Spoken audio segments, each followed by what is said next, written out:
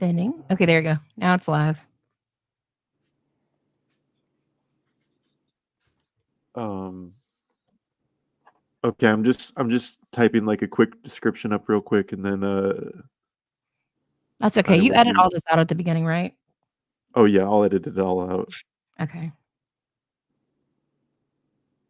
So for those who are listening on TikTok, because I know you can't see it, we're on StreamYard, so um, it's streaming to X, which is a stupid name, um, YouTube, my YouTube, Andrew's YouTube, which is Unforbidden Truth Podcast, and my Facebook and your Facebook for Unforbidden Truth. Yes. Yes. Okay. Okay. All Oh, right. Okay, I think I'm streaming now. Okay. All right. Yeah, Krista, are you good to go? I'm good to go. all right. Okay. Amy, can you hear her good? I can hear. Okay. Cool. All right, Krista. So can we start out with having you introduce yourself and then Sure. also talk about your grandmother and give a little bit background on her and her life? Absolutely. Well, my name is Krista Watkins. My maiden name is Aaron's. And basically, my family is originally from the Tacoma area. My mom and dad were born and raised in Tacoma. And Georgia came into our lives. We moved to Texas. I was raised in Texas, and I'm actually in Texas now. I'm in Waco, Texas right now. Um, and anyway, Georgia came into our lives after my dad's mother died. She came into our lives when I was in 8th grade, and she married my grandfather. That was his second marriage, and she saved his life. Uh, if for no lack of a better word, she was a vibrant, hilarious, um, just spitfire of a woman. She just lit up the room when she walked in. She didn't know a stranger. She was um, just this magnificent little woman. She was absolutely tiny. She was, but an absolute dynamo. Um, when she was with us, she was just a force to be reckoned with. She had her very own sense of style, to say the least. Um, she was, I've, and I've told Andrew this story before. I was up there visiting family, and I hosted a lunch and with my grandfather from the other side, my aunt, and she was there at my grandfather's house. And uh, I had asked the question, would y'all like to live to 100? And my grandfather said no. Um, he wanted, he was ready for heaven. My Aunt Elsie said no, she she really wouldn't want to. And Georgia was the only one that said absolutely, I want to live to be 100, which really pisses me off considering, what happened to her. Because I know without a doubt that woman would have, um, had Cecil Davis not come into her life. Um, because this woman would not have known a stranger, and it is my absolute belief that she let him in the door that day. So,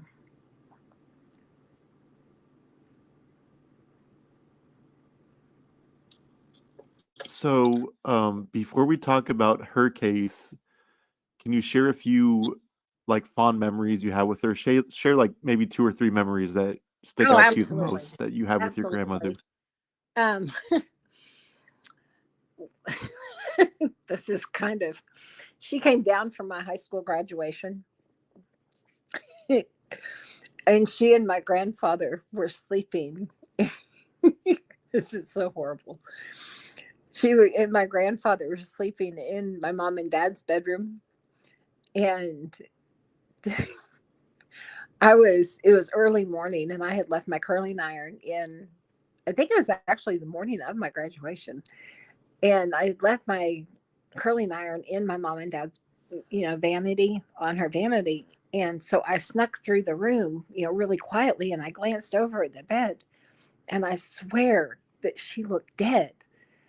And so I ran in, and my dad and mom were sleeping in our living room on the two couches that were pushed together.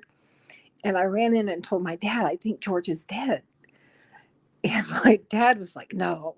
And I was like, yeah, I really think she's dead. And so my dad gets up, and he's in his nothing but his underwear, and my mom's in a t-shirt and underwear, and she comes in there. And by this time, my sister's woken up and my brother's woken up, and they're like, what's going on? And I'm like, I think George is dead. And they're like, what? I'm like, George is dead. And they're like, no. And so we're all standing over Georgia. And my dad's sitting there checking for signs of life. And we are literally all leaning straight over her. And she opens her eyes wide open. She's like, well, good morning. And so, well, God bless y'all for waking me up. Scares the living bejesus That had out to of be all of us. And we're all standing there in our pajamas, and my dad's in his underwear, and my mom's, and it just wakes right up, just straight eyes, just dead sleep. Scared the hell out of all of us. I've Oh been my there God. before with grandma. Yeah. I mean, just scared the hell. And my grandpa slept through the whole thing. Nothing to it. But she was and then we went putt-putting with her. And my little brother, this was before then. He was being cute, and he'd lay down and shoot the balls in like pool style. He'd lay down on the ground, so she'd lay down too and shoot them in like pool skews, thinking she'd just do the same thing. She was just that kind of woman. She just, oh, she was something. She was. I was up in Washington, and I was at the mall, and I was waiting for my cousin to get off work, and I just happened to run into her. And she was pushing somebody in a wheelchair. That's what she did. She'd go up there and she'd just go and help people. And so I started walking next to her. And I mean, it was just so hard to keep up with this little lady. And I'm 5'8". I'm tall. And here's this little lady, and I'm sitting here huffing, trying to keep up with her. And I asked her, I said, well, when you're done pushing this one, do you want to have lunch? And so I talked her into having lunch with me. And she always ordered uh, hot chocolate, crackers, and butter. And that's what she'd have. And it's like, Georgia, don't you want something else? No, this is what I have. And I swear that's what made that woman so sweet. But during this conversation, she starts telling me all about her time as a high schooler being on the basketball team.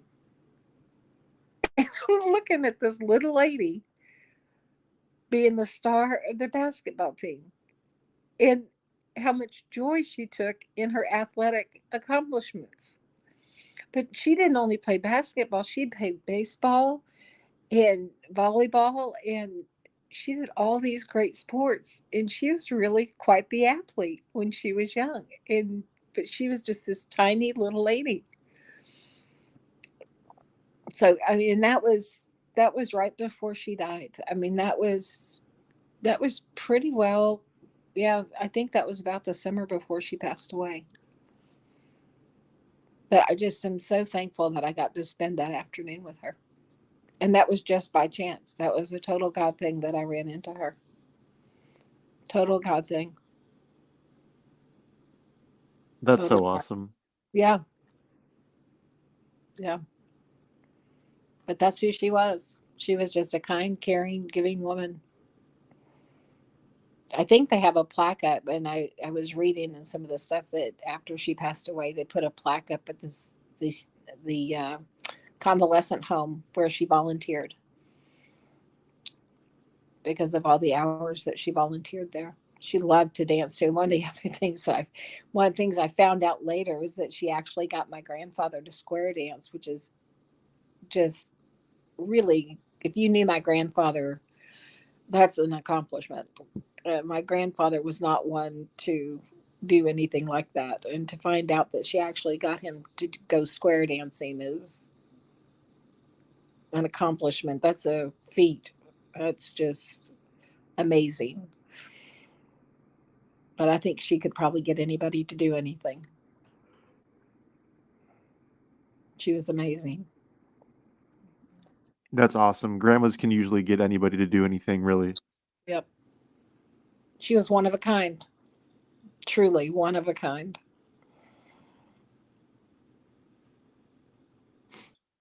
So, before we talk about her homicide that took place, I want to give everybody a brief little background on Cecil Davis, who was the offender in this case, who this was actually a cold case for decades, and it was just solved as of 2023 or 2022.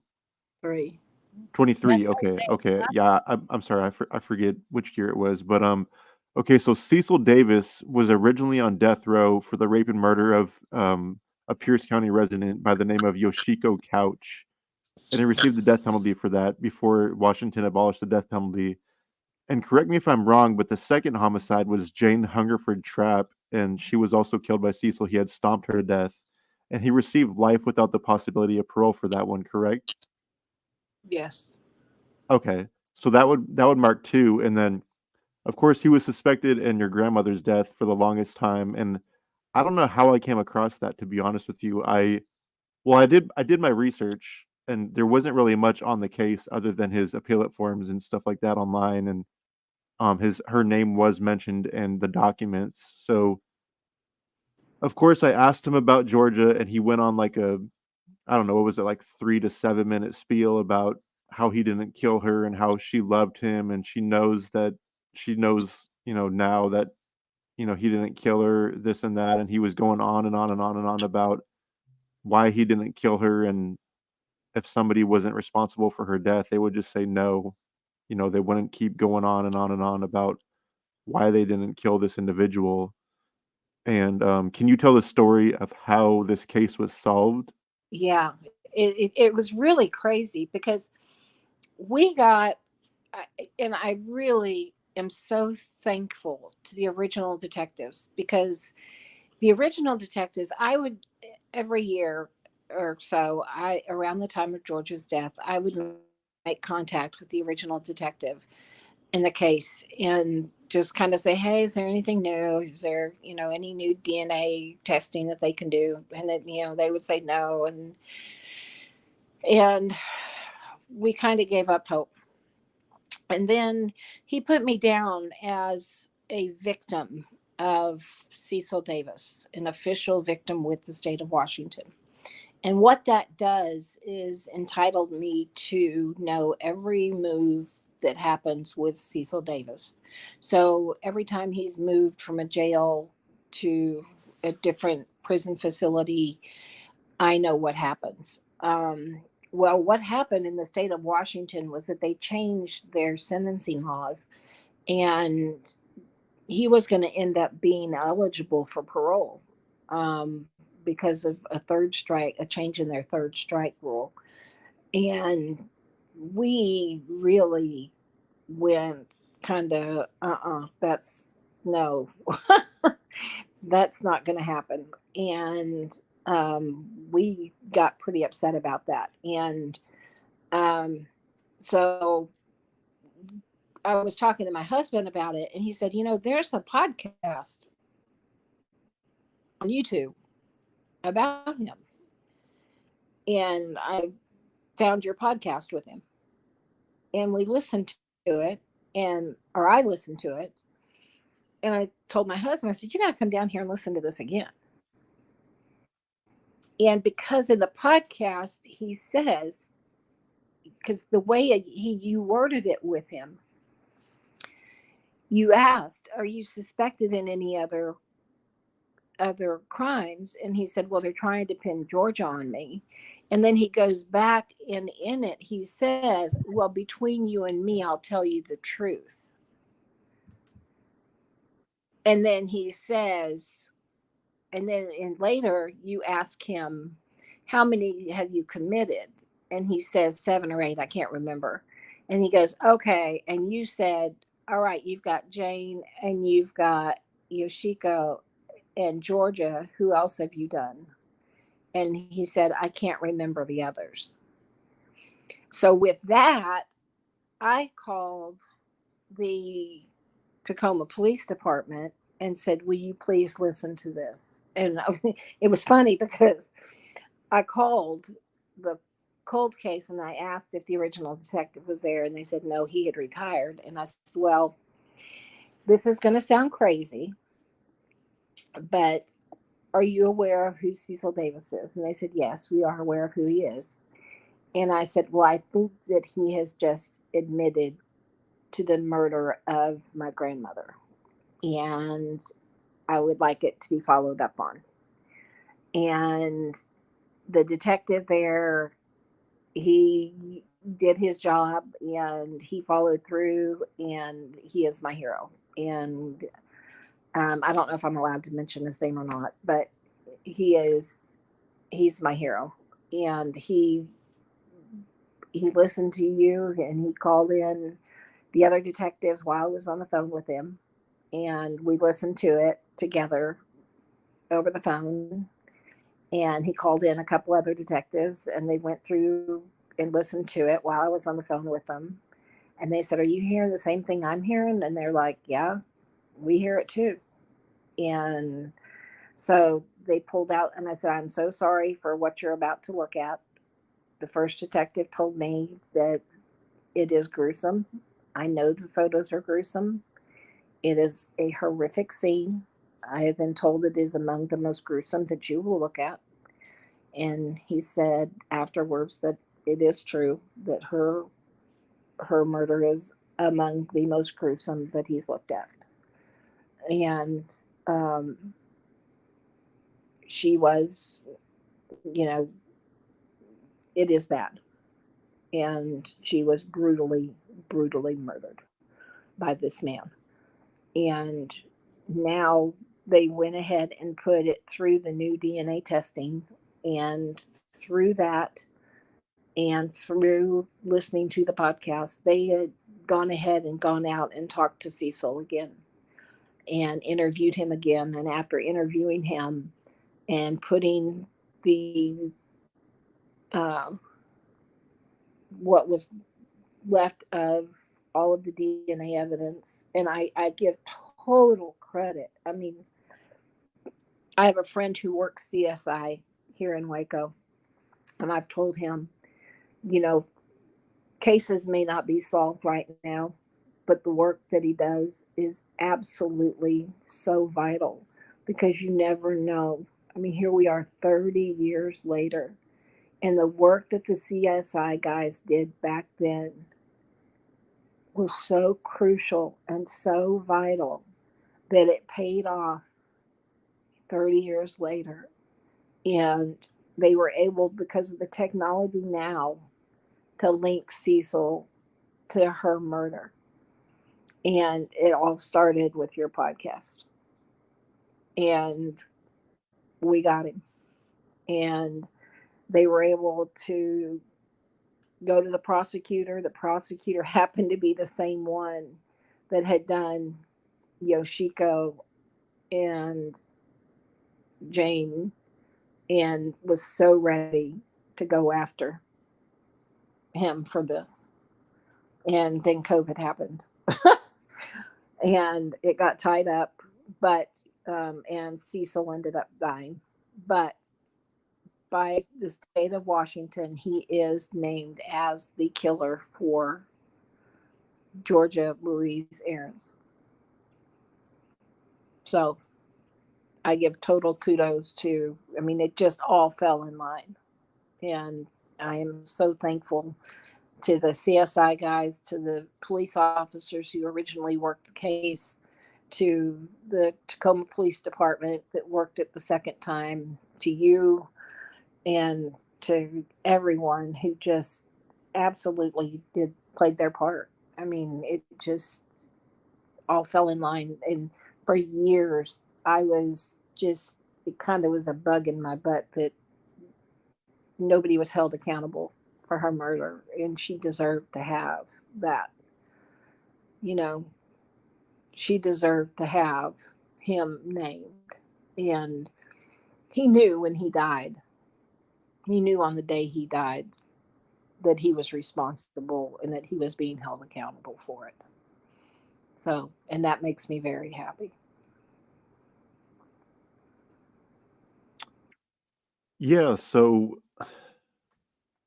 it was when you first contacted me, I was very overwhelmed to say the least. Like, Oh yeah, I forgot that part. The first night we talked forever. yeah, like that, I'll be honest that with you, first people night. contact me all the time with wild claims, and I no offense, but I thought somebody was trying to troll me online. Like, I was like, there's no way I forgot this is that the part. granddaughter of the woman that Cecil supposedly had killed. I forgot And that then when I part. looked into you and I looked into Georgia more, I was just like, this is legit. Like, there's like, she's not lying. This is real. I This totally is forgot that part. blowing my mind, like it still blows my mind to this day because it like no not trying to sound disrespectful or offensive, but I was not trying to help solve a cold case. I was just interviewing this murderer who is now a serial killer. And he spilled the beans unintentionally, I guess. I mean, I don't know if he knew what he was doing, because if I remember right, when he said he killed 6 or 7 more people, he was like, "Well, if the cops come and talk to me, I'm just gonna tell them I don't know what you're talking about," or something like that, and I was just like, "Okay."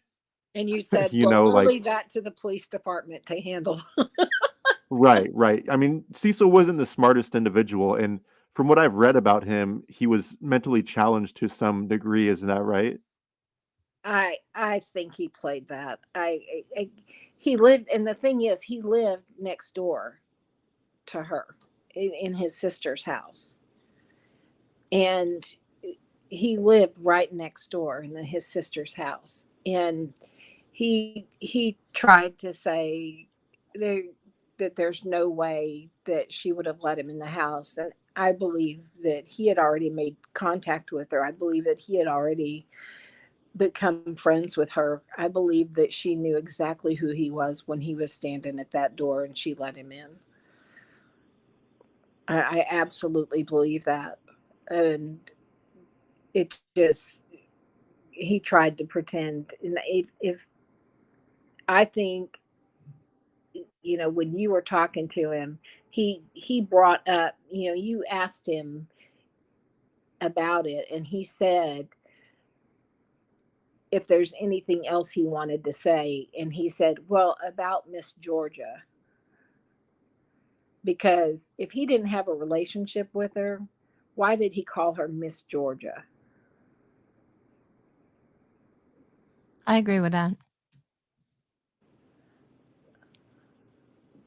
Right, 100%. And of course he denied Yoshiko Couch, like he denied raping her, he denied killing her. He said and obviously he was in possession of, it was like money and cigarettes and stuff like that, and I think he had said something like, "Oh, some white boys had taken it and I was holding it for them," or something like that. Like something stupid, like, why would you be holding on to evidence from a murder that you didn't commit? Just I think he said babysitting. I was babysitting the stuff, and I was just like thinking in my mind, yeah, okay, like What all I'm stuff not, was he babysitting?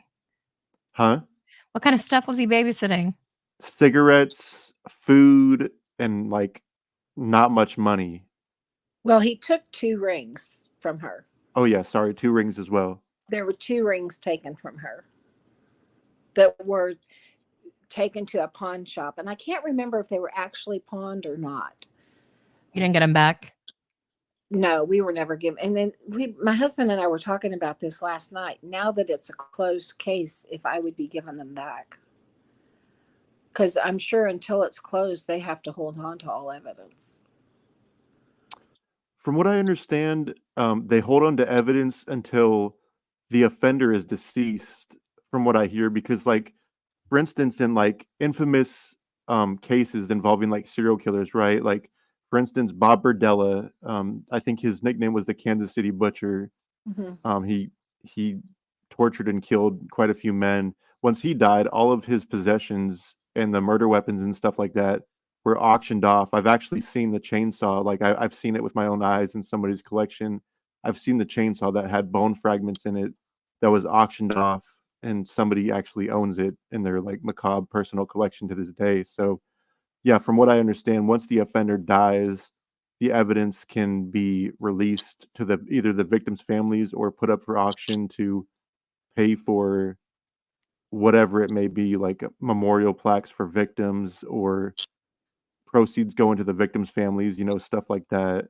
Well, remember, he talked about how much easier it was to do old people, and that Right. taking, and he talked about taking the rings.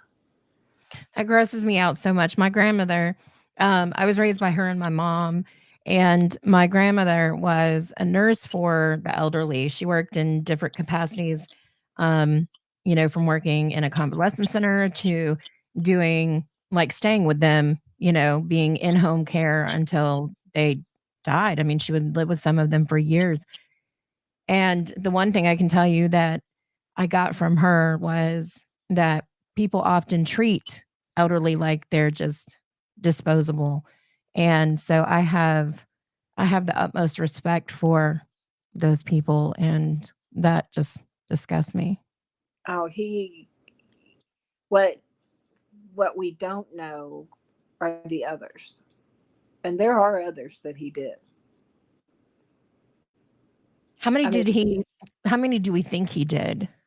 he says he says that he did 7 or 8. What did he say? 7 or 8? I can't remember. Yeah, I But believe you I believe he asked did him say 7 or 8, and he told me at a later time that well, because you called him again, trying to get him right, to right. pull Well, it yeah, he back. had called me again, and so the first time the first interview I did with him was for Criminal Perspective, but the audio was so terrible that we weren't able to use it, and he denied killing any other people.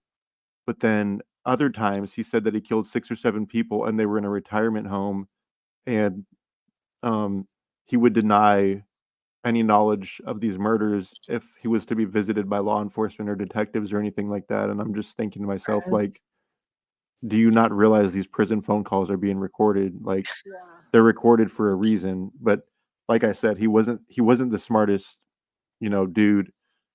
I mean, he wasn't super dumb by any means, but he wasn't very smart, if that makes sense. So 3 confirmed victims, Georgia, Yoshiko, and Jane for sure. And they're more. I mean, I'd be willing to bet my life on it that there's more victims out there that haven't been discovered or are just cold cases sitting in a file drawer, just waiting to be Well, and solved. he And had unfortunately, access. since he's gone now, I don't think that's possible unless they have partial DNA or fingerprints or anything that they just haven't retested, since their cold cases. Right. But let's go one past these phone calls being recorded, because I will tell you one of the things that I've seen happen also is not necessarily just those phone calls. Some people think they're slick using like the jailbroken tablets and things like that, but it's about who you're saying things around too. Yeah. Right, right. Because you've got people who Um, will rat you out so quick just to be able to get something for themselves. oh yeah, 100%. Wow. And Well, I and wonder how ironically, he fast. ratted himself out. And what's crazy is he called me a day before he died. Like, I'm not even kidding. Like, less than 24 hours before he passed away, it was like, you have a prepaid call from Cecil Davis, and I'm just like, he would call me a lot. He was like Joshua Rudiger. He would call and call and call and call and call and call. Then I finally had to tell him, like, you need to stop calling me so many times. Like, if I don't pick up after 3 times, please stop calling me. because I'm I would busy, love. like I have a 9 to 5, I'm working, I can't talk to you all the time. And because at one point he told me he had a friend in there that was a convicted murderer, but he would do an interview with me if I paid him $500 up front. And I was like, Cecil, thank you, but no thank you. I don't pay for interviews. Um and I'm not really interested. So he called me the day before he passed away, and if I would have known he was dying, I would have taken it. And like Krista said a few days ago on Messenger, he probably was calling me to like scold me or yell at me that I quote unquote ratted him out, but in reality, I didn't do a damn thing other than record an interview with him confessing to a cold case homicide. And Ratted I don't himself think he out. realized Yeah. that what he was doing, but he did it. You know what I mean? Oh, I tell everybody, give a fool a platform and they'll tell on themselves, and they will. I think he just wanted to talk. I mean, I'm serious. When we sat there and listened to it the first night, and I literally, I, because we had nothing, and in all of those years, it was dead silence from him, and just, I mean, we were. I was on the, I was told literally that I could go to his execution if I wanted to before they abolished the death penalty there. And that's what I was expecting to get to do. And we had nothing. And when we listened to that the first time, my jaw dropped. And I called Chris down from upstairs and I said, "You got to come listen to this." And then I called you. Or I think I messaged you or something. I don't remember if it was Messenger. And then we Right. ended Yeah, up, you did message me first, and then we spoke on the phone after that. and then I think we were up until like 3 in the morning and Yeah. talking till like 3 in the morning. And then I was just like freaking out because he actually admitted it. I mean, he like actually admitted to killing her. And I was just, it was just like, it was an admission. And and the police agreed. They agreed that it was pretty much as close to a confession as you can get. And without actually fully saying, I did it. And in their eyes, it was close enough. So it really, for our family, it has, to have the state follow through with it, and after 30 years, I mean literally 30-year cold case, is amazing. So here's my question for you, because it wasn't something that was, closed out through any kind of definitive, DNA and stuff like that. Initially, it was something where did it feel okay to you? I mean, did you feel like justice had been served even if that hadn't been available? In other words, did you trust what he was saying? Did I trust what the police officer told me? No, Cecil. Oh yeah, when he was talking about what he said on the with Andrew. Yeah. So like did it just click to you and go, "Oh, yes, this is it." Yeah, absolutely. Good. Because he came back, and when you listen to it and he's talking about it, and when he came back to it and when it clicked with me was because he came back and said Miss Georgia. And the minute he said Miss Georgia, I said he's guilty as hell. How Because much younger than how much younger was he than her? oh, way younger. Okay. Way Yeah, that younger. Miss Georgia thing makes sense then because even if I have students now, I'm a professor, by the way. If I have students that are older than me, I always call them Miss, whoever, because that's what I've been taught. In my mind, that meant he had a relationship with her before she died. Yeah. If he's That's calling her Miss Georgia, he had already known her. He had met her. He had been given her pay. And I think at one point he said he had given her papers, right? Yes, I believe so. Yeah. And Georgia was 80 years old. Cecil must have been what, in his late 20s to mid 30s? Yeah, because oh. he killed her before. This was in '93 when he killed Georgia. She was first. She was before the other murders. Oh, wow. She was in 1993. She was killed 2 weeks before my first wedding. My wedding invitation was sitting on the mantle when he killed her. Oh, Yeah. Yeah. So that is terrible. It's terrible anyhow, but I know then, you yeah. think of that. I mean, she had my wedding invitation up on the mantle when he murdered her. Oh, yeah, because I can imagine my grandma would have been like, nothing can stop me from going to something like It's that. just like it just the little things, you Yeah. think of. And she, her, I was thinking about this earlier, her house, if you watch Everybody Loves Raymond, Mhm. and her house was like Marie's. She had, the plastic on the couch, and the old TV, and the old radio, and the old Was TV. it floral? Yes, as a matter of fact, it was. And but it was small, but it was, it was quaint, and but it was homey, and it It was just, grandma's. yeah. And it just, oh, it angers me. Oh, it just angers me to know what he did to her.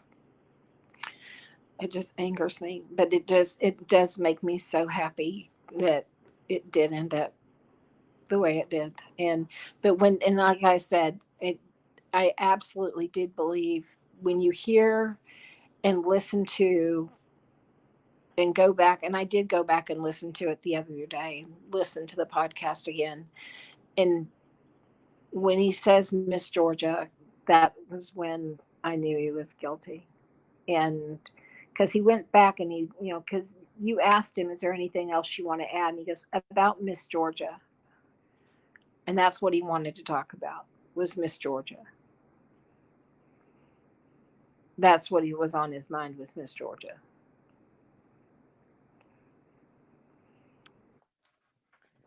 That's just terrible. Well, he's a serial killer, and that's Right. what made him a serial killer. And I guess that brings, and I didn't realize that what her being guilty of her death was what put him in the serial killer category, which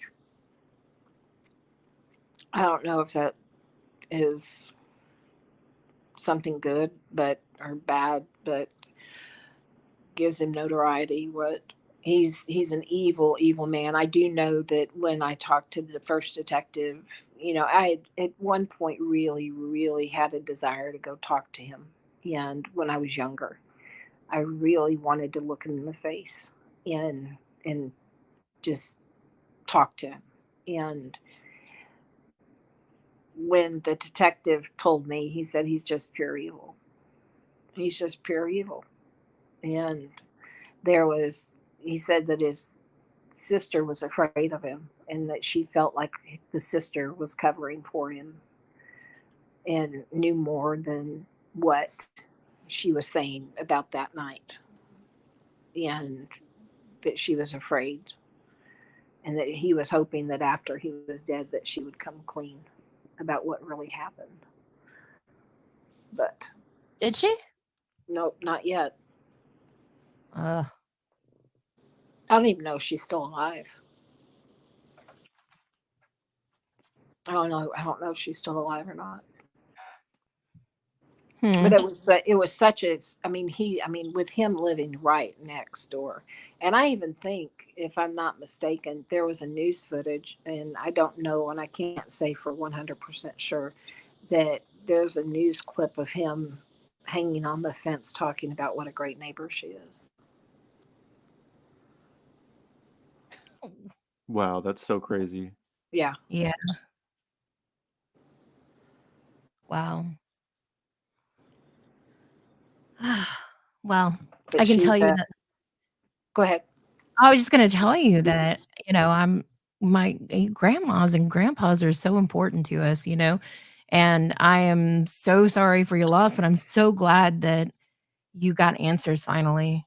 Yeah, I mean, and she's somebody, like I said, she came into it was funny because I was, we knew nothing about her. We absolutely knew, my first grandmother was she was Martha Stewart. She was the first Martha Stewart. She was this amazing woman who did everything. She was your quintessential grandma. She was just this amazing woman who she cooked, she had garden, she had everything, she was literally like the most amazing woman. And after she died, my grandpa just went into this. He was a manic depressive. And I don't know how much longer he really would have survived had Georgia not come into his life. And when I was, like I said, in eighth grade, I was about to be confirmed, and I had sent my grandpa the invitation for my confirmation, and I got a letter back, and it says, "Dear Krista, I'm sorry I can't attend your graduation because I'm getting married that weekend." And I'm like, "What?" And I go in and I say, "Dad, um, Grandpa can't come to my confirmation because he's getting married." My dad's like, "What?" So he calls my aunt and finds out that Grandpa has apparently been dating Georgia, and they're getting married the same weekend that I had my confirmation. Wow. So that's how we found out about Georgia Louise, and it went on from there. And she was nothing but a joy ever since. So Wow. That's amazing, though. I'm glad yeah, you had time with her. and she was, like I said, she was nothing but, she was her own, and she was a one of a kind. She was a one of a kind, and she would have lived to 100, like I said, had that man not walked into her life. And like I said, I do believe that absolutely 100% that he had a relationship with her before he walked in that door. And I think that I truly believe he walked up to that door and walked right in and pushed her through that house and into that bedroom.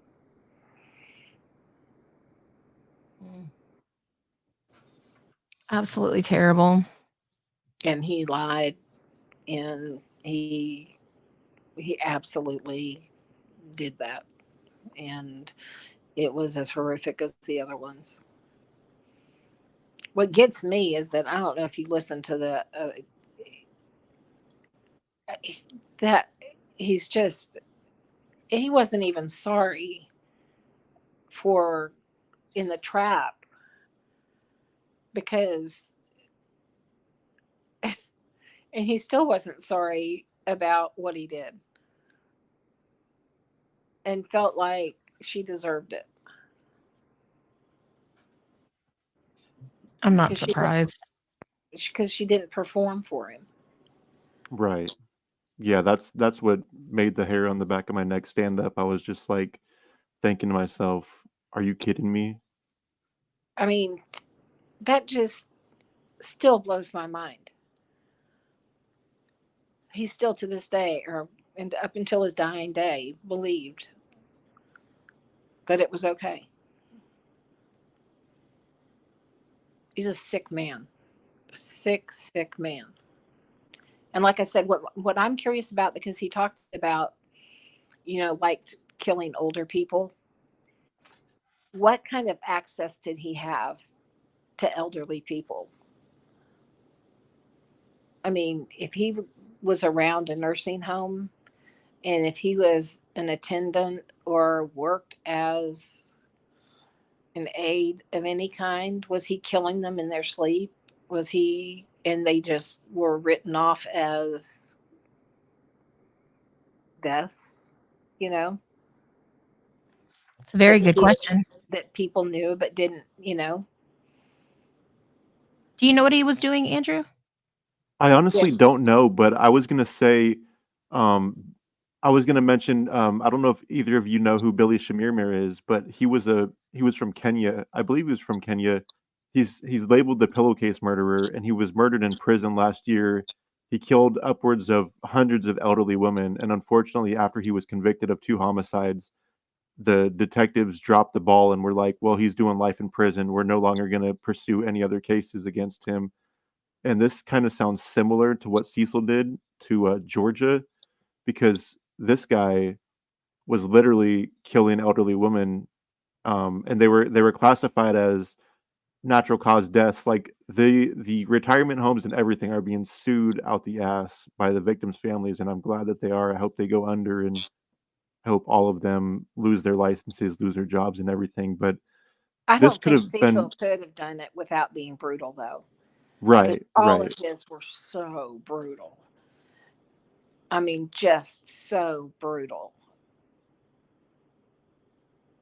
Right, and I mean, I guess it's possible that he could have killed other elderly women in either I'm not gonna say nonviolent because a murder is violent no matter what happens to somebody, you know what I mean? But Yeah. he could have easily smothered them or stabbed them or even pushed them down or something like that. Because when you're elderly, you're fragile. If you fall, like, I remember my grandma fell one time, and I think she broke her leg or something like that, and she never really fully healed from it up until Yeah. she passed away. And when you're elderly, you break a bone, you break a finger or something like that, you're never going to heal. That's why they always tell you to be cautious when performing CPR on somebody that's elderly, because you're going to break their ribs or break bones, and they're not going to heal properly, and it's up to you whether you want them to be in pain for the rest of their life until they pass away. So I would be curious. I'm gonna dig more into Cecil's past and see what he did as a living, if he did anything for a living. I mean, it could have been possible his mom was in an elderly home or something like that, and he visited her and picked his victims that way. I mean, there's a million different possibilities on how he got close to the elderly population. It's just the comment that he made about that doing elderly people was easier. Right, right. Which makes me wonder if he was like a healthcare worker, or he had somebody, had a quote unquote loved one in a facility that he was visiting, and possibly was picking off people that he knew, like, had no family, or knew that they were old and close to passing away or something like that, which is beyond sick. I mean, I think the worst thing you can do when it comes to murder is kill children, babies, and the elderly, because they're innocent and they can't fight back for the most part, and it's just mind-blowing that people can kill those type of populations with no reason or whatever, like, I'm just gonna do this and get away with it and take their jewelry or just do it for fun. It's just it's sick I and it's mind-blowing to me. I do know that at the time I had asked the detective that worked it now if they were going to cross check Cecil to any other unsolved cases. And they said yes, that they were going to do that. And so far, they had not linked him to anything else.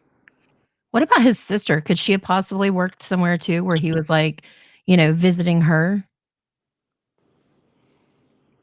That's a good Like, hey, I'm question. stopping by for lunch and, getting to make relationships with people. Yeah. I I mean, think a it's very lot of, possible. I mean, he had access to a lot of things. And he was always on drugs and high, is what his excuse was. Mm. Yeah, I'm gonna see if I can't find his sister, if she's still alive, because I would love to talk to her. If I remember right, his mom was alive a few years ago, like 4 or 5 years ago, before I did the Unforbidden Truth I know interview the with sister him. was absolutely terrified of him. Yeah, yeah, I can only imagine. I can only imagine anybody in his life was terrified of him, because he is a scary guy, and I mean, I don't know if you've seen the photo of him flexing in prison, but he was like a pretty muscular dude too. So, I mean, being muscular and being like a psychopath or sociopath, I What would did be he terrified actually of die him. of? Do you know?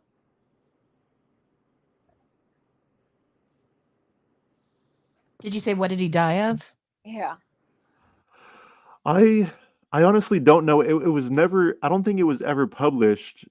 But if I was to be a betting man, I would bet that it was COVID or something like that. I want to say he was in a wheelchair. Yeah, he was in a wheelchair because he was talking about there was a white guy one time that was messing with him in his wheelchair one time, and he kept pushing him around and kicking the wheelchair and everything. And he told me that he was trying to get this man to stop leaving him alone. He claimed he was an AB, like an Aryan Brotherhood member, which is like a racist Yeah. skinhead gang in prison. And I remember him saying that he didn't like being on the phone that often because he had to be around all the white guys, and they just terrified him, and he thought that they were going to kill him or beat him up or something like that. And he was like, I'm already in a wheelchair. I don't want to be in more pain or whatever than I already am now. Oh, Poor guy. And I know he did have a catheter too. I remember him telling me that. So I know he had all sorts of things wrong with him, and he In actually told me Texas, that he he was had trying to already get a been dead. compassionate release, which I just thought was laughable. In Texas, he had already been dead. Right. Oh yeah, definitely. He would have got the death penalty for sure in Texas for Yoshiko, let alone Jane Hungerford Trap. Like they don't play in Texas. No, we don't. We don't.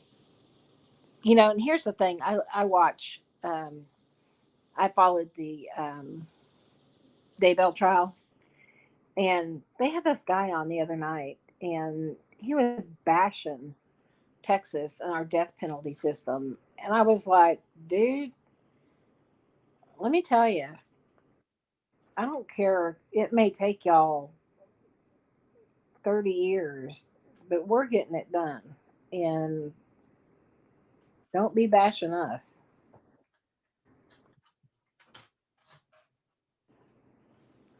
Right. There's some people that have been on death row for like 30 plus years, like you said, 40 plus years. Like I know a serial killer by the name of David Gore.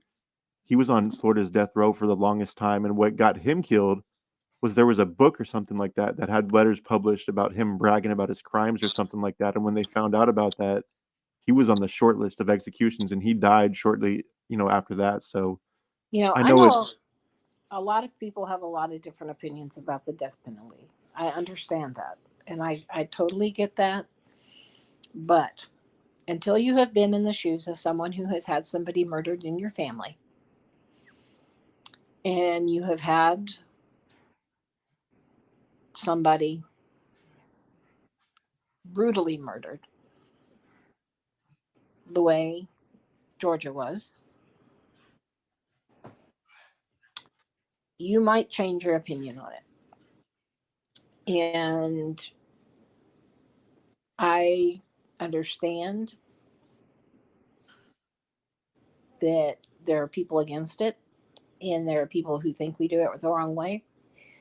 But I think that in the case of Cecil, he absolutely deserved it. And when we found out that they had abolished it, you know, I can't say that, you know, I was very happy that I was invited to go. And I would have gone had I been given the opportunity to go. And that may sound morbid, that may sound sadistic, that may sound that I'm some kind of whatever, but I felt like I would have in some way been given Georgia her due and her justice. Because at that point, she hadn't been given any in my eyes. And now she has. Right. And I agree with you. I agree. I mean, I won't say whether I'm for or against the death penalty, but I don't think anybody has the place to argue with a victim's family member or friend of a victim or anybody that was in some capacity close to a victim of a murder because, you know, you don't know what they've gone through. I mean, you can read the details of somebody being brutally murdered and then say this person should spend the rest of their life in prison because the death penalty is unconstitutional or whatever, which Yeah. some Oh, may agree, some may disagree. I invite you to go look at the pictures. I mean, Right. you can go read the file on Georgia, and you can go look at the pictures of what this man did to her and read the full details, and tell me if you don't think that man deserved to die. And he wasn't even given a sentence in her case. And to know that he made a man in a wheelchair watch his wife be raped in front of him. I mean, this man is a sick man. 100%. Sick man. Sick man. And heaven only knows what he did to other people. Right. And I've always wondered, what was he thinking in his final moments when he took his final breath? Like, did he finally get remorseful, or was he just like, I finally got away with it? I've always wondered what people like him think before they pass away. Like, I'm not really religious by any means, but if he is going to meet his maker or whatever he believes in, like, what are you thinking? Like, where do you think you're going? You know what I mean? Well, here's the thing.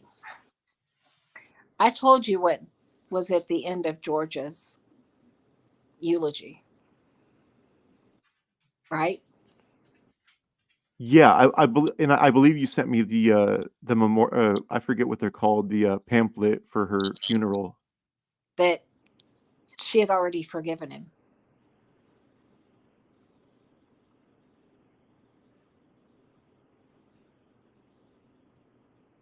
And that's amazing. I mean, it's amazing, but it's very sad and disturbing at the same time. Yeah, that, Georgia had already forgiven him. The man that had already that we should forgive him because she already had. And that's a tough pill to swallow. And I'm a Christian. I'm a very devout Christian, or I try to be. I'm working on it. But when it comes to this, I get a little, my faith is tested. And um, that's that's a that's a test of faith. And the you've got to, it's funny because when the person who answered the phone had the same name as my brother, um, at the police station, I told him it was going to be a God thing. And it ended up turning out that we ended up with a conviction.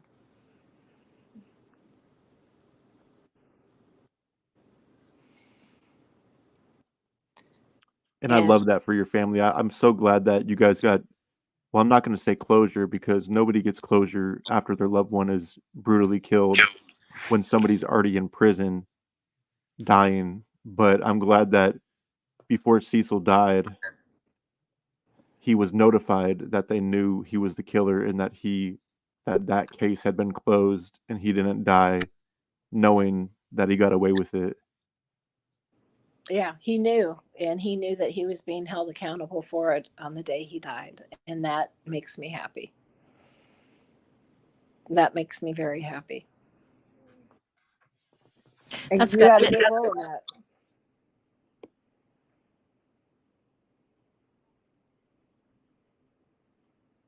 Go ahead, Amy. Oh, I was saying that's good because I didn't know that part. I was thinking that he died, thinking, you know, nothing came of it. Oh no, he knew every bit of it. He knew he That's was being charged. He knew he was going to be indicted. He knew all of it. good. He knew they were going forward with the case. And what's cool, it's the same prosecutor that prosecuted the other cases. And they were ready for it. They were this was the trifecta for them. They were very happy that they were going to get to, this one was the one that had gotten away. And so to be able to close this out and close his career on this one was a blessing. Oh yeah. That would have After been 30 good. years, this was, and like I said, I've been following this case in Idaho, and I think of all the detectives and how hard they work and how they carry these cases with them. And I can't even imagine how the original detectives feel after this thing is closed now and finally knowing that this is done after 30 years and knowing that it's finally over and finally got the guy, you know. Yeah, that is really good. And I think of,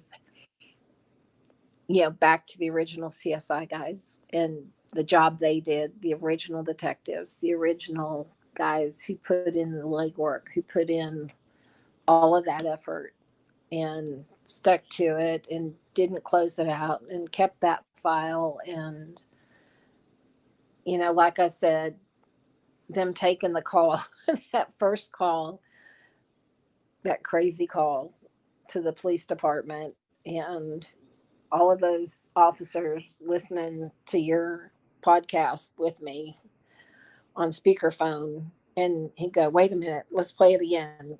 Wait a minute, let's play it again. Back it up. Wait a minute. Go get so and so," and they pull in another officer, and then they pull in another officer, and then they pull in another officer, and then they play it back, and then they play it back, and then they play that part back. And are you hearing what I'm hearing? Are you hearing what I'm hearing? Are you hearing what I'm hearing? Yeah, yeah, yeah. Okay, wait a minute. And then it was like, I think we have him.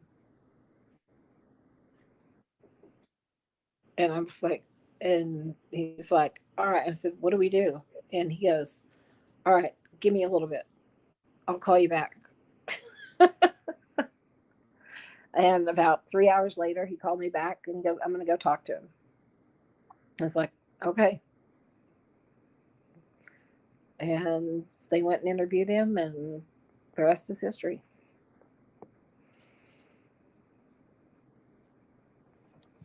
And It's he so good. actually Have he all actually fessed your up, right?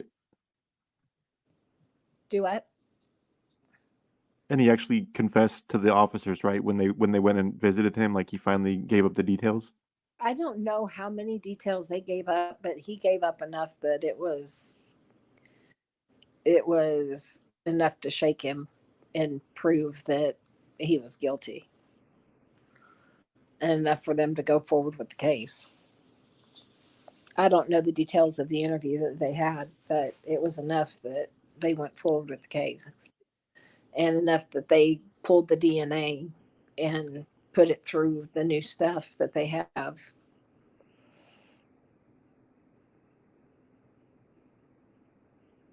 So they were happy enough with what they got, that and with the new DNA testing that he linked, they were able to link him with the new DNA testing. Oh, there's a big name for it that I can't remember. Big fancy name, but I can't remember. But Like genealogy profile, is that what it is? I don't know if that's it or not. But it's some new fangled thing that they do, and they got him on that. But they were able to link him through DNA testing, and they got him.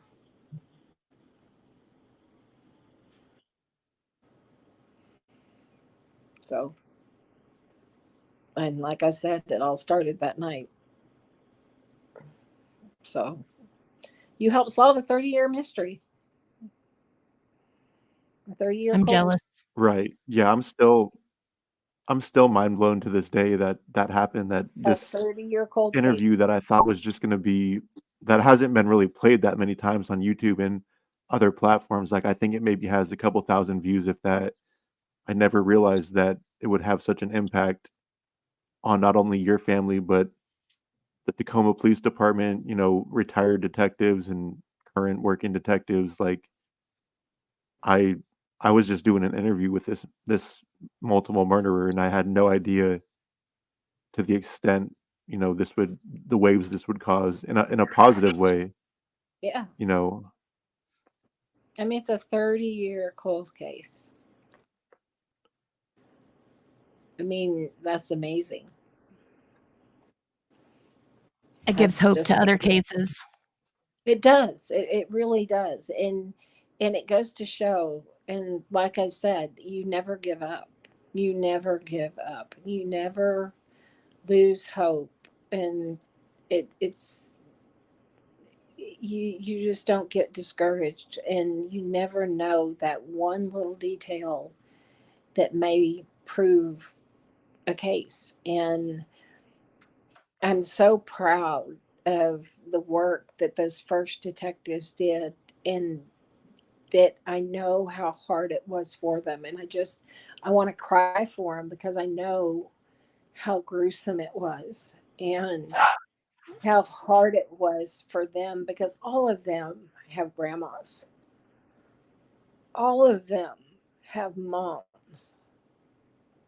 And for them to walk into that scene and see what they saw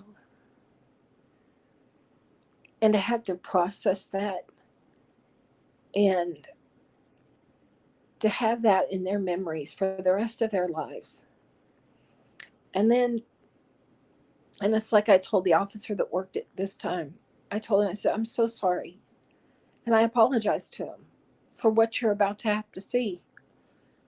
And he says, no, I'm okay. And I said, no, I really do apologize because I do know what is in those files. And after he saw him, he said, now I know what you meant. And he understood. And he said they are among the most gruesome I've seen. They are that bad. And for her to go through that is unthinkable and unimaginable considering the woman she was. And for him to have gotten away with it for that many years and for it to finally be held accountable is nothing but a blessing. And you played a huge role in that. And we will, like I've told you before, we will be forever thankful for it. And it is, I get emotional about it because, I think of the police officers, I think of you, I think of, the just the work that went into it in the beginning. And in the end, to get him. And I just so appreciate it. I so appreciate it. And just him listening to me on that first crazy phone call, it just was just this. And it was a crazy phone call because it was just like him calling in other officers, just like, come listen to this, come listen to this, come listen to this. And You it did a was good thing, you. Andrew. They were listening to you, talking to him. And he was giving up. And like, did he really say that? Did he really say that? Did he really? And they caught the Miss Georgia thing too.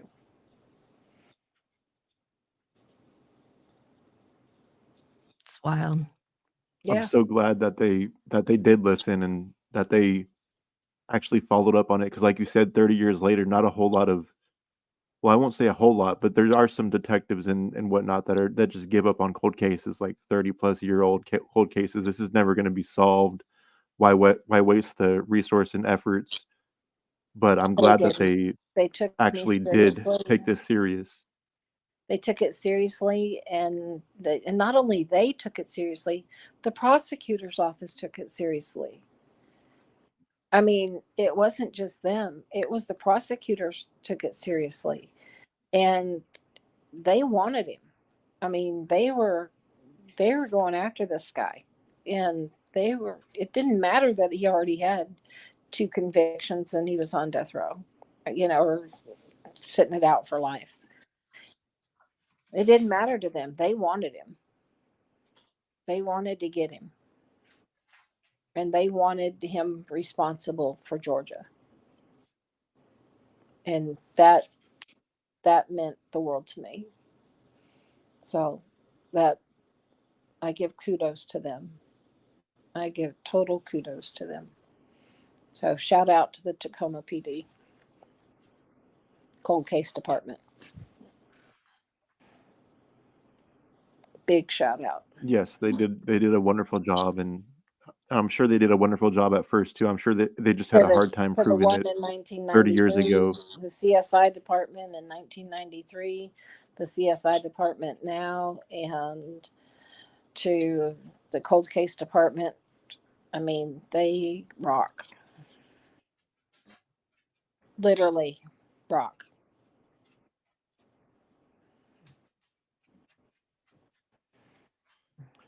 And I'll be honest with you, you were the first victim family member that I've ever spoke to in this capacity, because I've always Really? been not scared, but kind of nervous to speak to them, because, I interview convicted murderers. I know a lot of people don't like what I do, and they're like, "Why are you giving a platform to people like this? You should be giving platforms to the victims, family members." And honestly, it's a lot easier to track down people convicted of crimes than it is victim family members.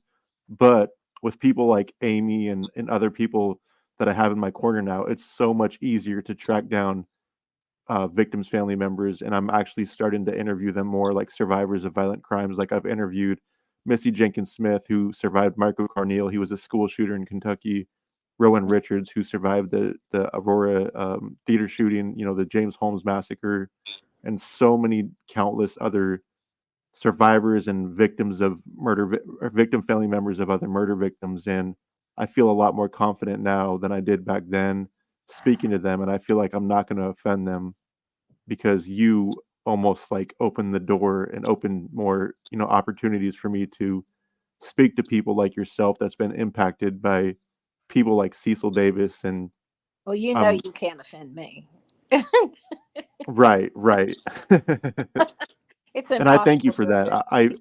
I always have to tread lightly, I think, with victim family members, because I never want to say the wrong thing. I don't want to offend them. I don't want to re-traumatize them. That's why I didn't ask you about details about this crime, because I don't even know the details. I've never seen photos or anything like that, and I didn't want to have you re-traumatized, you know, Now, and reliving it over and over again, because I'm sure you relive it all the time. out of respect for Georgia and the rest of my family, I'm not going to say all of the details, other than to know that it was extremely gruesome, and it just was extremely gruesome, and that's all that needs to be said. And it it was bad, and he doesn't get to take her pride away. And she gets to be respected in death. And so, all anybody really needs to know is that it was bad, it was gruesome, and in my opinion, he deserved the death penalty for her case too. And I would have hoped, if it were still in effect in the state of Washington, that he would have received it. And that's my opinion. But I'm from Texas, and I believe, I'm just one of those people. But and people may not agree with me, but It doesn't matter if they agree with you or not. They have no say to disagree with you, because they're not in your shoes. You know what I mean? right.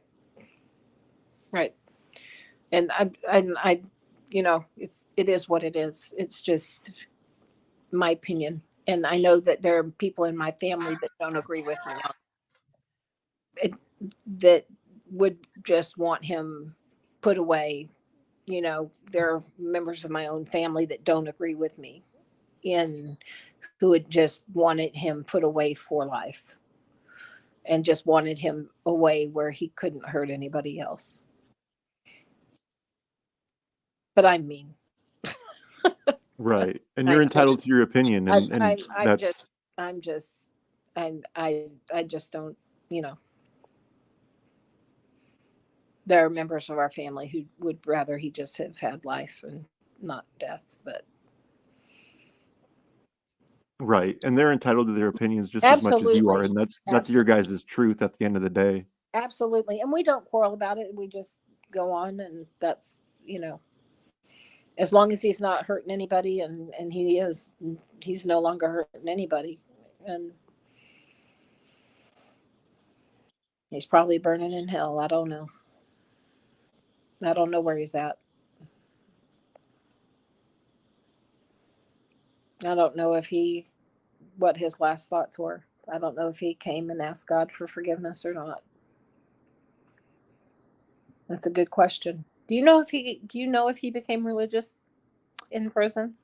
Um well, he would say God willing sometimes to me, but I don't know if that was just a facade or being fake, and he would say like God bless this person and God bless that person, but I got fake vibes from him all around, to be honest with you.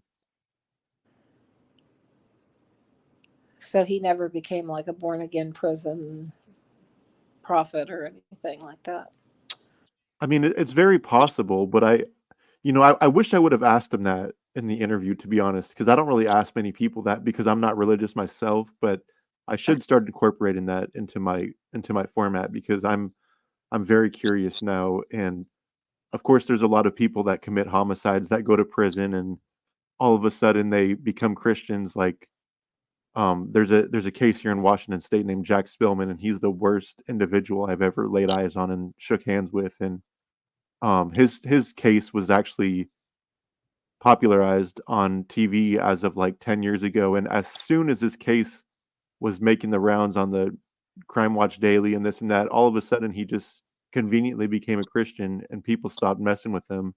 They Yeah. were they were threatening to kill him. He was getting threats of being beat up. He was in PC, and now all of a sudden he's a Christian, and um he's friends with a very high profile serial killer that's doing 2 life sentences here in Washington and multiple life sentences in California. I believe he has multiple life sentences in California, and, um, No, he only he has one. is what's that? He only has one. If it's the same person we're talking about. Oh, okay, yeah, one life sentence in Yeah. California, and He was convicted of 5, but it merged into 1, and it runs concurrently with the ones in, Washington State. right, right, and I'm sure people could read between the lines and know who I'm talking about, but yeah, Spillman is a prime example of somebody that I'm not gonna say capitalizes off religion, but hides behind it to save his skin so he doesn't get killed in prison like Billy Shamir did and Jeffrey Dahmer and so many countless other serial killers have been killed, just like Robert Pickton recently in Canada, who was the pig Well, farmer, butcher, and he I'm got trying killed to as well. there's a female, I can't think of her name, here in Texas that did it. I don't think it was Darlie Routier. It was I think it was the lady that killed her 5 kids. Oh, Andrea Yates? Yeah, I think she's the one that became all religious. Yeah, she's well, I wanna say she was very religious before all that because her husband, Rusty, he said that, like, the doctors were telling him that she could suffer from postpartum depression Right. and that they suggested her not having kid after kid after kid, and he said, "God willing, if she can continue having children, it's God's plan for us to continue having children, and it doesn't matter if she has postpartum depression or not, God's gonna take care of us." And unfortunately, she did what she did, and she's in a mental hospital, hopefully for the rest of her life. Yeah. Yeah. And how did that work out? Right. I know there are so many that try to use it to get out of it, and it's just I was curious if he had any. I know he never had any remorse for anything he ever did. And the closest he came, or any sign of it, was when he said about Miss Georgia. And I heard a little bit of something in his voice, or I thought I did. And that's the closest I've ever heard of anything, because he wanted to talk about it. Like he might have Right. had a little bit of a regret there in his voice. But, and he called her Miss Georgia. Now, Miss Georgia, and the way he said her name was kind of a, in kind of a loving way, the way he said it. And just sickens me. But it was a very familial way to say it. Right. And I've always wondered if that was regret meaning remorse or regret meaning he was gonna eventually be linked to that case. That's what I've always wondered, if it was like, "Oh, man, they know that it was me," or "I'm truly sorry for what I did to her." I think I I I don't know. I would hope that he was sorry that he did it to her, and only because I have a hope for humankind. But but he was her first. Or, well, I don't want to say he was the first. She was the first among the three that we know of. Right. She was before the other two that he was convicted of. We don't know what he did before that, but if he knew her, which he did, he was neighbors with her. He delivered papers to her. He had a relationship with her, a real relationship with her. The other two, he didn't. I mean, he had a drug relationship with Trap that he met the night before, right? Right. Right. And Couch was a chance meeting, right? Yeah, I think that was just a robbery gone wrong, to be He honest. followed her It up the might have been stairs, premeditated for all I know. followed her up the stairs, stomped her, and right threw her in the house and tied the man up, and just horrific. But Right. both of those, my point is, he had a relationship with Georgia, and he didn't with the other two. So when he says Miss Georgia, I think he had always called her Miss Georgia.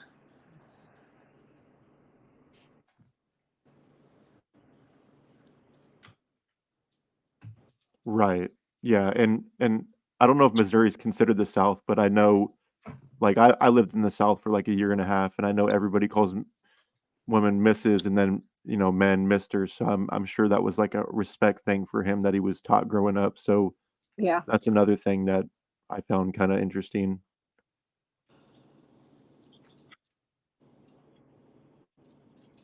So I think that that may be the one murder I would hope that he had some kind of regret on. Right, Because yeah, I really hope so. because you asked, is there anything else you want to say? And then he said, well, about Miss Georgia. That's the one he brings up. Well, why did he want to talk about that one? Right, especially if he had nothing to do with it. Right. Exactly. Why did he want to talk about it? He needed to get it off his chest. Or Right. relive it openly. Yeah, that's a possibility too of reliving it through speaking about it, You're knowing that exactly it would be on a right. public platform. You're right. I hadn't even thought about that. I don't want to give him the benefit of the doubt too much. I hadn't even thought about that. Did he know you had a podcast? I mean, how much did he know about you, Andrew? He knew I had a podcast. He would always call it a broadcast. Most prisoners call it a broadcast, and I'm like, yeah, okay, pretty much same thing. I mean, but he knew I had a podcast. He knew that I interviewed people like him, people convicted of violent crimes, and I told him I interviewed survivors of violent crime and professionals in the mental health and law enforcement field, which is what I always tell people. Long story short, this is what my podcast is about because I could go on for minutes or hours about what I do and who I interview. But yeah, he knew that much about me, and he knew that I had been corresponding and visiting with convicted murderers since 2010, and this was, God, I don't know, 3 or 4 years ago. It was one of the first 30 or so episodes, I want to say, of Unforbidden Yes, Truth. And like I said before, Criminal Perspective, we had interviewed him, but the audio was so terrible that we weren't able to use it. And my co-host at the time was like, let's not even re-interview him again. It's not worth it. And I'm glad that I um did re-interview him for Unforbidden Truth because something, special had come out of it. well, in the second phone call that you had with him, didn't you mention that you had talked to me? That I had talked to what? Talked to me or talked to the Um, family? And you had I questions about Georgia? you mean during the interview? Yeah.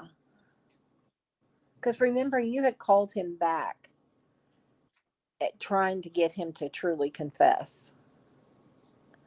Yeah, I honestly, I hate to say it, but I honestly don't remember. I would have to go back and listen to it, but it's possible I did because I You mean sent I me the didn't. recording of that, and I should have re-listened to it before this, so I could remember it.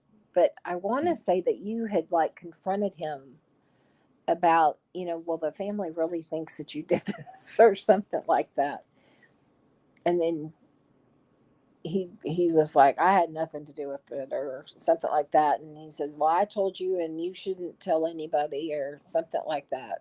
Right, right, right. Yeah, if anybody comes back and talks to me, I'm gonna tell them that you're full of shit or something like that. Yeah. He said something to that extent, and I was just thinking to myself, like, Well, you just how did tell stupid are me. you? Yeah. You did just tell me. It's like what I tell you is Right, especially since, like, even if the interview was deleted from everywhere on the World Wide Web. it's like you just y- told me on a jail telephone that you just did this.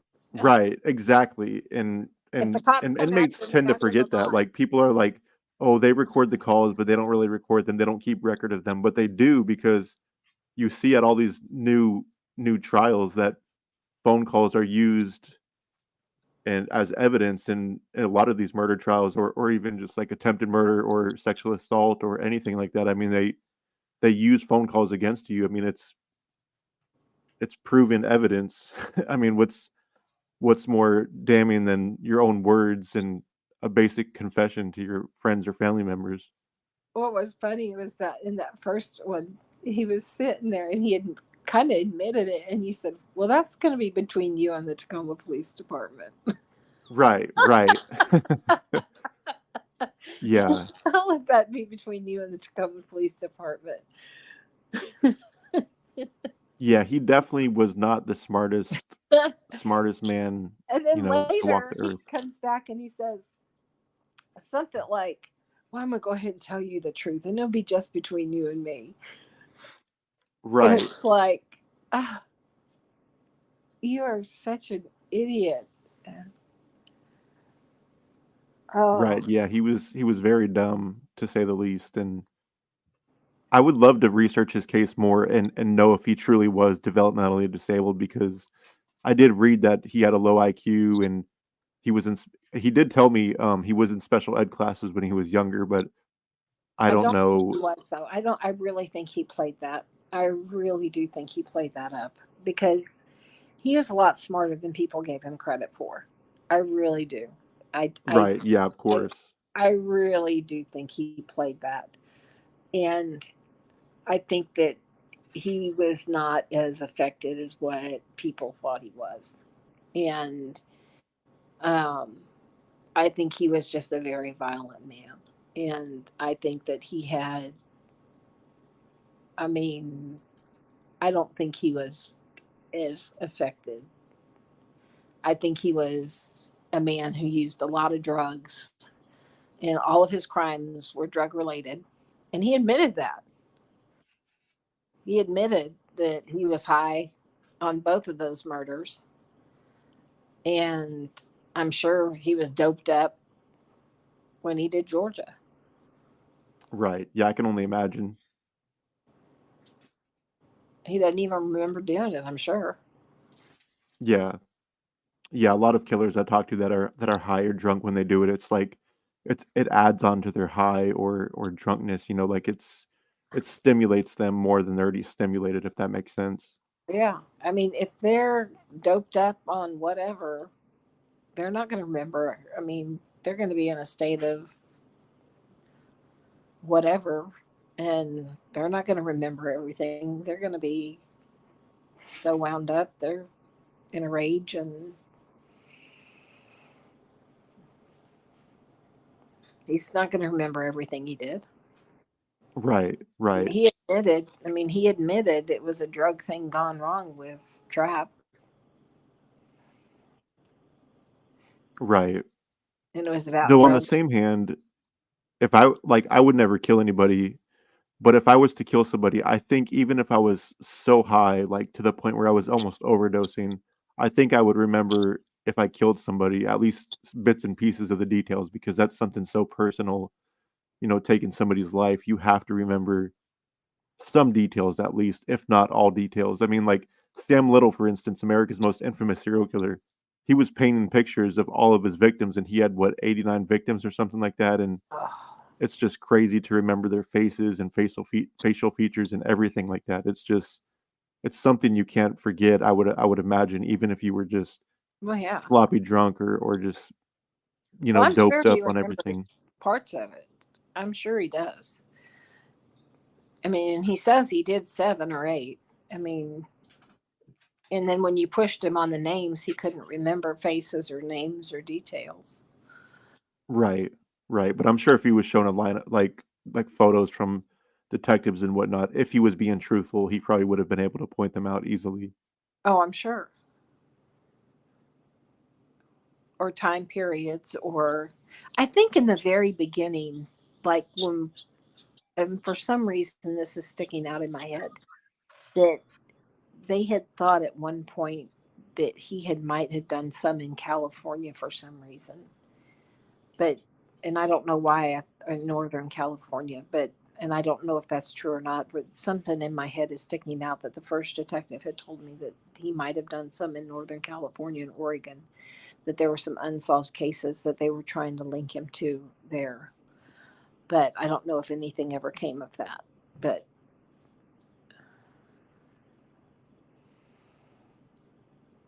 and those Right. may It be wouldn't some of the surprise me. ones.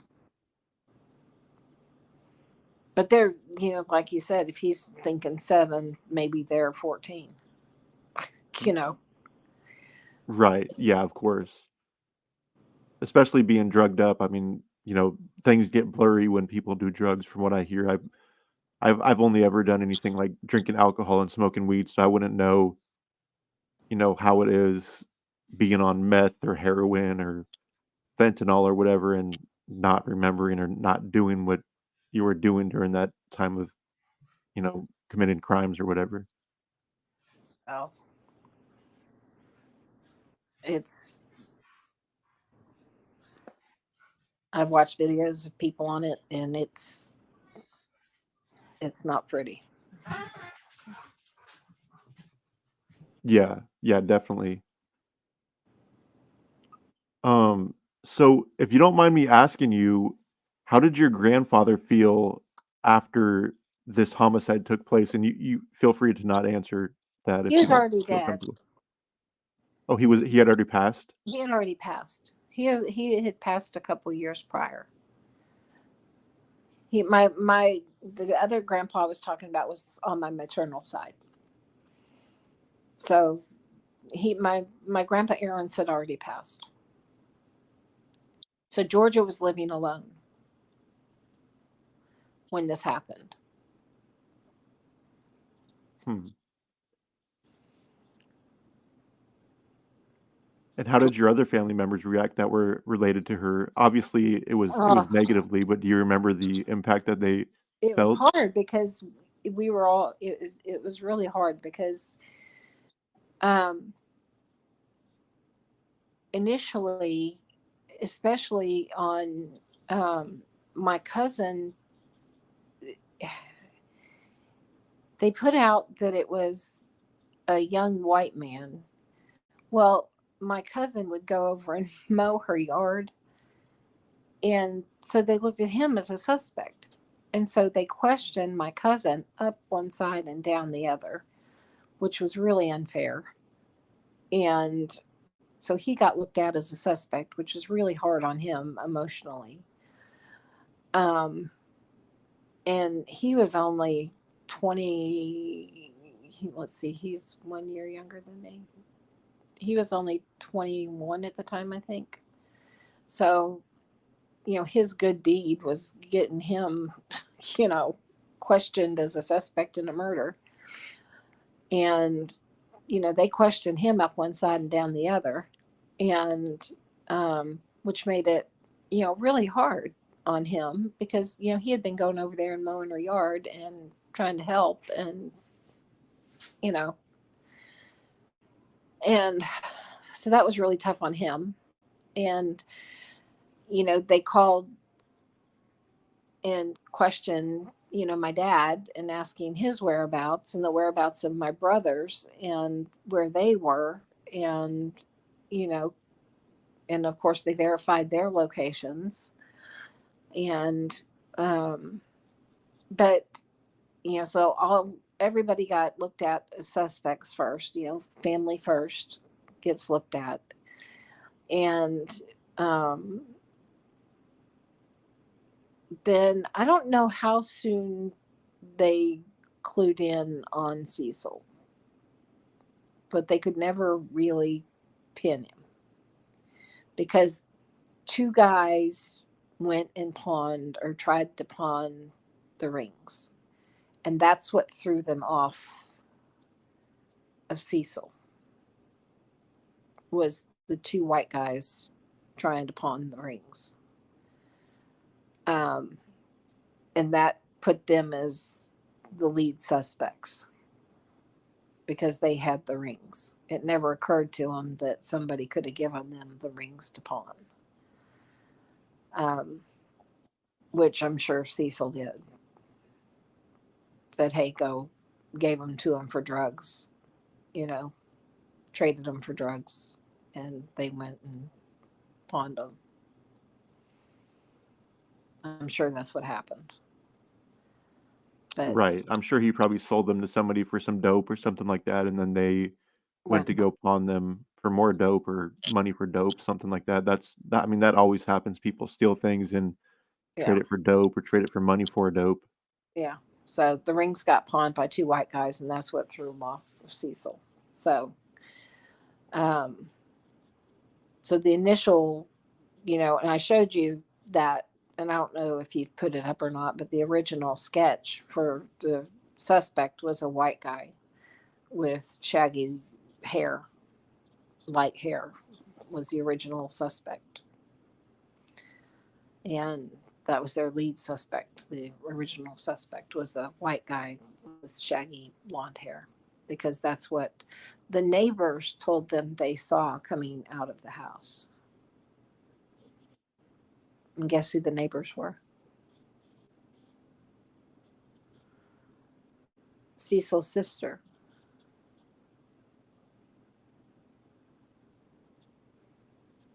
And Cecil Davis. That that's terrible. Doesn't surprise me, but terrible.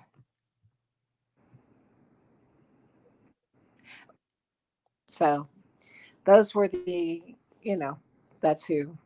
their suspects were.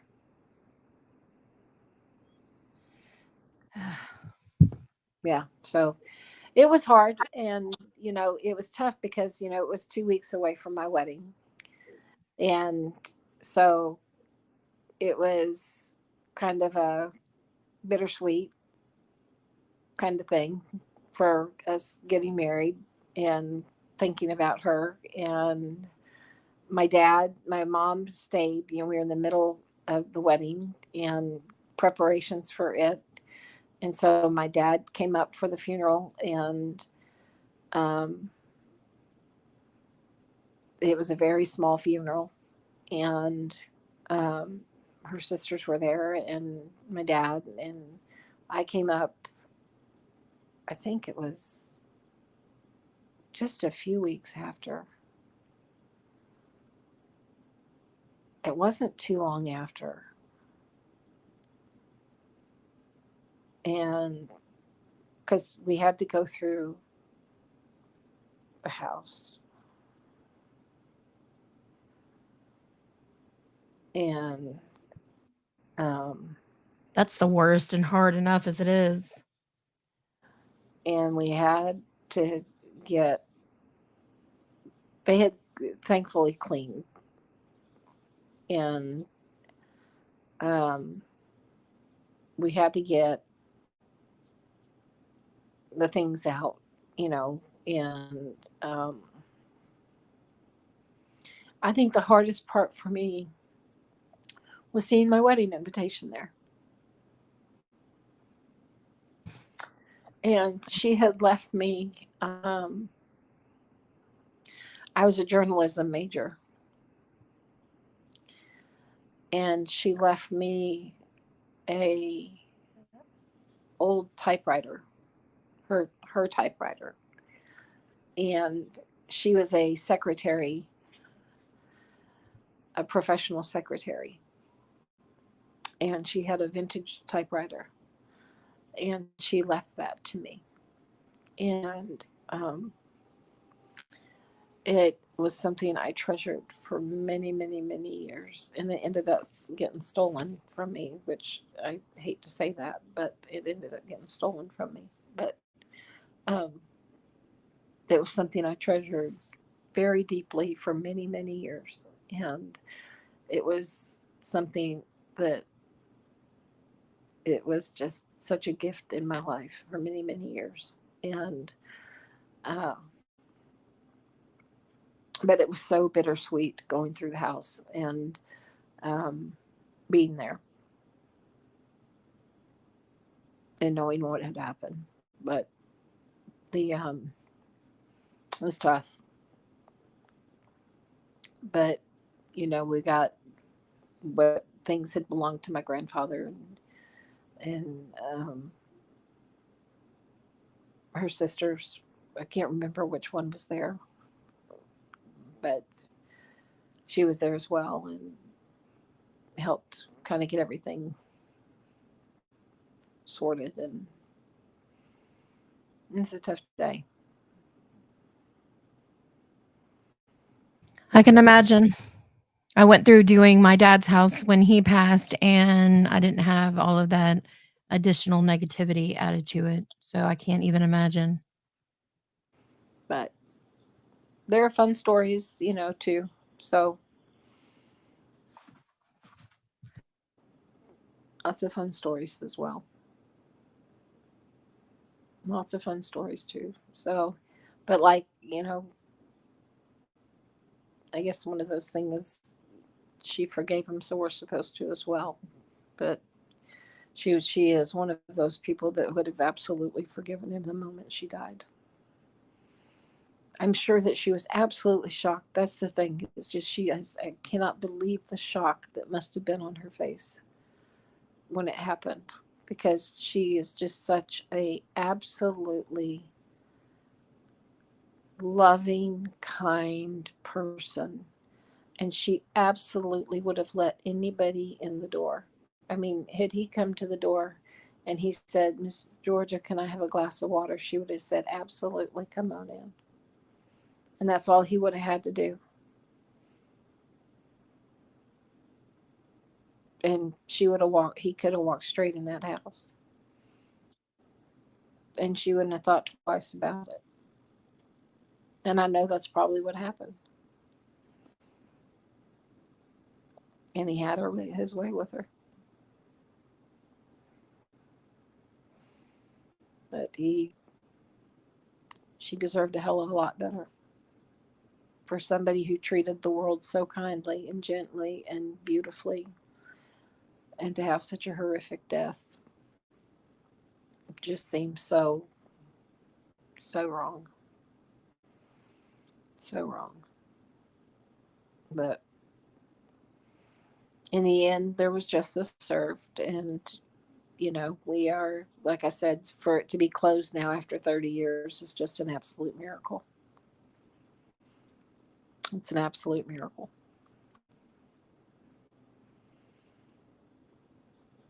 I agree. I'm so glad that I unintentionally helped, your family and the Tacoma Police Department close this. I would have never dreamt in a million years that I would help solve a cold case homicide dating back almost as old as I am, because I was born in 91 and this happened in 93, as you said. So I just You were 2 years old when this happened. yeah, I was 2, and that's what's so crazy about it is, and there's really not much on the case, to be honest, because back then they weren't really No, there was a covering. blip.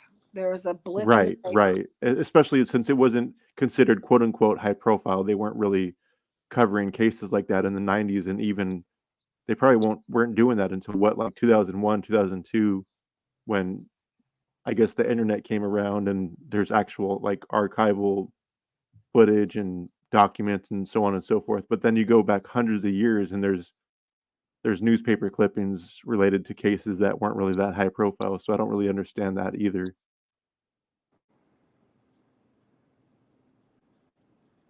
Yeah, it's an amazing thing for it to happen. And I'm kind of curious a percentage of how many, what the rate is of cases that get closed, cold cases that actually get closed at the 30-year mark. you know, what is the probability of that even happening? I mean, Actually, I just looked up the rate of cold cases being solved are slowly declining. It says soon less than 30% will be solved per year. About 35% of those cases are not cold cases at all.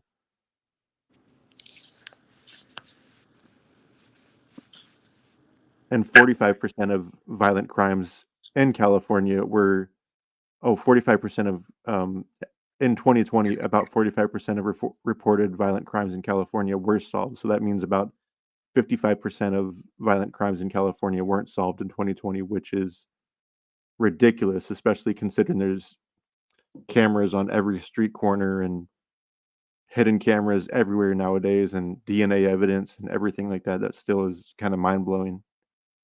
What about Washington State? Oh, let me see if I can find the statistics. Cold cases percentage.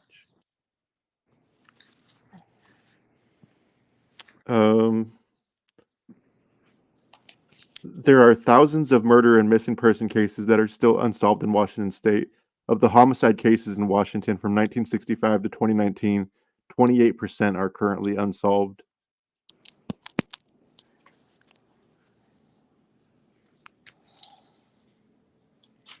So that's about 1 in every 4 homicides from 1965 to 2019 are unsolved, which is very alarming and very scary.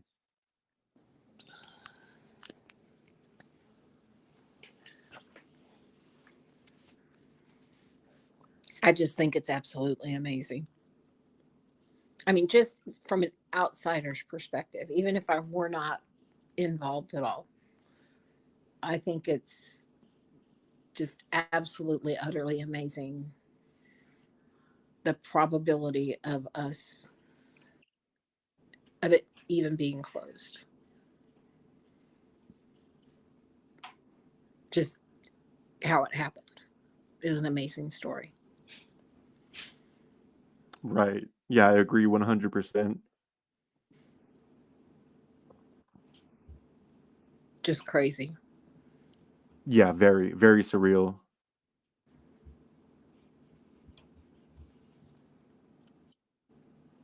Well, we've kept you on here almost 2 hours. Is there anything that you would like to wrap up with or end with that you'd like to talk about, Just whether it be honestly, just to say thank you.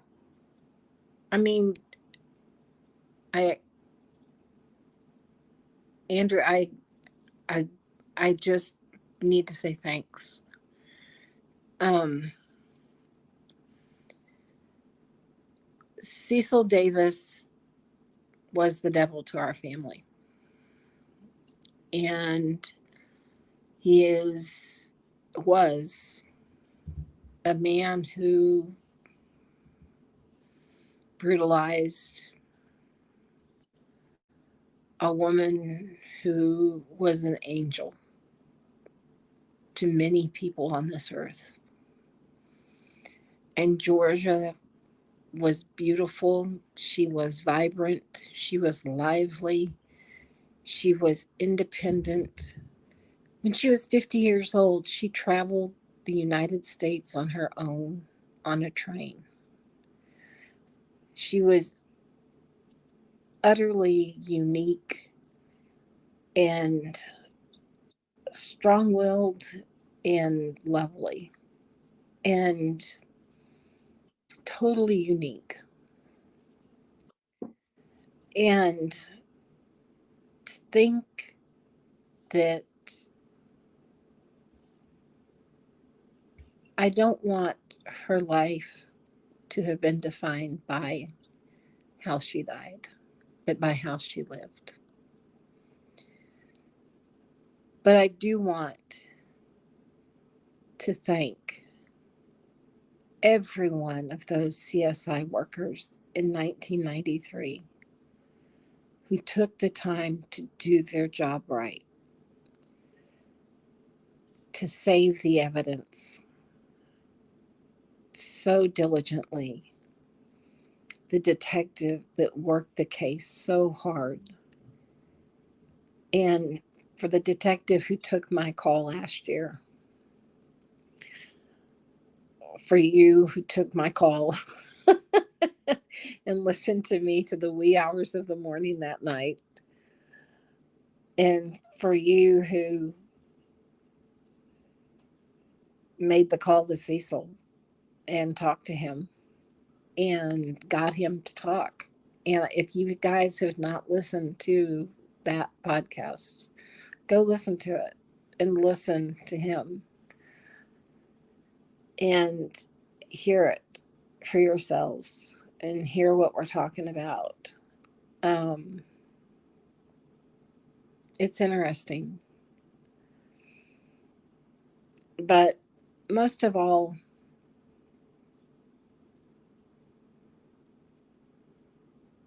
go hug your family. If you still got a grandma, call her, love on her, hug her, call your family, keep in touch with them, and not just by text. Call them, let them hear your voice, sit down and eat with them, spend time with them. Most of all, love them. That's all.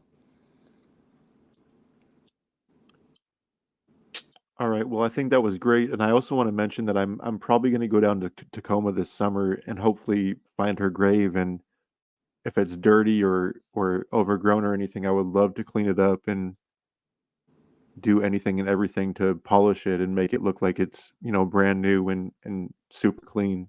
That would be awesome. If I happen to be there at the same time, because I plan on going this summer too, I would love to meet up with you, and hopefully we can meet up with the detective in the case, because I plan on doing that while I'm there. That would be amazing. Actually, I would love to do that. I would make sure I would take the trip and and everything. As much as I hate Tacoma and how crime ridden it's become, I'll definitely do that. Yeah, because I plan on doing that. I actually tried to do that the last time I was in Tacoma and we missed. We were not able to do that, but I have actually stayed in touch with him. But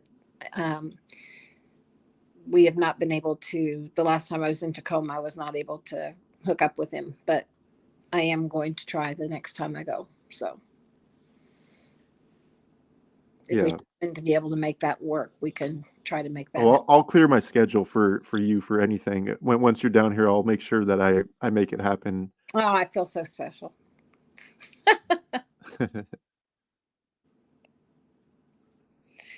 I appreciate it. I truly do. Of course. Yeah, of course. Yes, Amy, do you have anything else to add?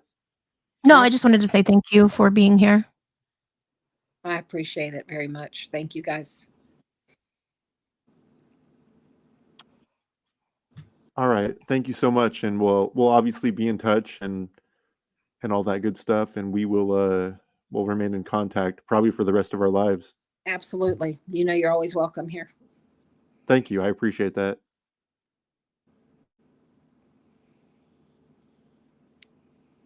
No problem. All right. You take care. We'll end this for now, Yeah. and I'll let you know when this is up and all that good stuff. Okay. All right. You take care, Yeah, and we'll take talk care. soon, okay? All right. Bye-bye. All right. Bye. Bye. I don't even know what to say about the comments over there. Yeah, I just banned them and deleted the comments. I'm sorry. Was that on yours? Yeah, I believe so.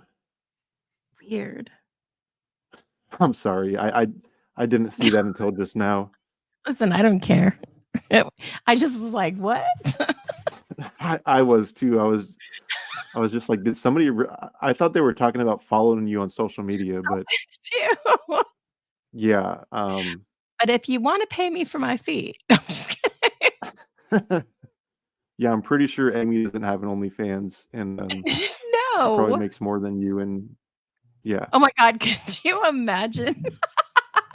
Oh, my boss wants me to get new hobbies anyhow, but oh man. I took a Too bad picture. Jen's not here to see that. I know, I just took a picture to send it to her. Oh, that's funny. Oh my gosh. Maybe it was Jen. Could have been. I don't think I've ever seen that person comment on my stuff. So yeah, I guess somebody has a crush. Oh, well. Thanks.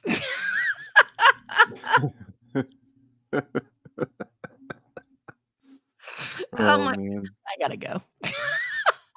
All right. Yeah. Are you going to TikTok after this, or are you heading to bed? Oh no, I'm not heading to bed yet. I've got to feed Jack still, and he's finally decided that he's hungry. Summer, you gotta love summer. It throws everything off. Right. Yeah. Definitely. I don't know. I All might right. Well. TikTok and see. Okay. All right. but- Well, this was fun. I definitely enjoyed this, and like I said yesterday, I think this is the best one yet. But I say that every single time. Every time we say that. All right, I'm gonna end the stream and I will download it for you and send it to you. Okay. Awesome. Thank you. Sounds good. Have a good night. Bye, guys. All right. See ya.